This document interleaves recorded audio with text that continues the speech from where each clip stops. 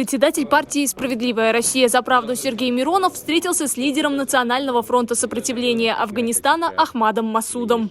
Это первая встреча политиков. Диалог был посвящен международным отношениям двух стран, а также политической ситуации внутри Афганистана. В России уважают и ценят суверенитет, независимость и территориальную целостность Афганистана. Мы поддерживаем принцип, в соответствии с которым сам народ Афганистана должен определять свое будущее. И в этой связи мы считаем, что Афганистан ни в коем случае не должен стать ареной каких-либо геополитических устремлений третьих стран.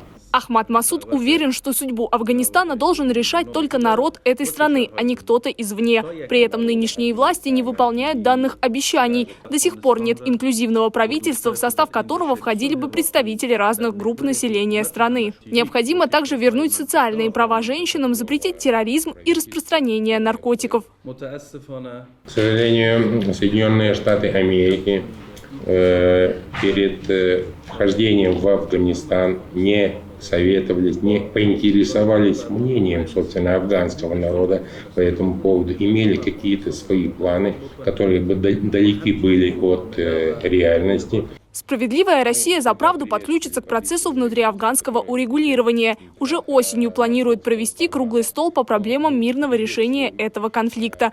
Ведь стабилизация ситуации в Афганистане обеспечит безопасность всей Центральной Азии, а соответственно и южных рубежей России.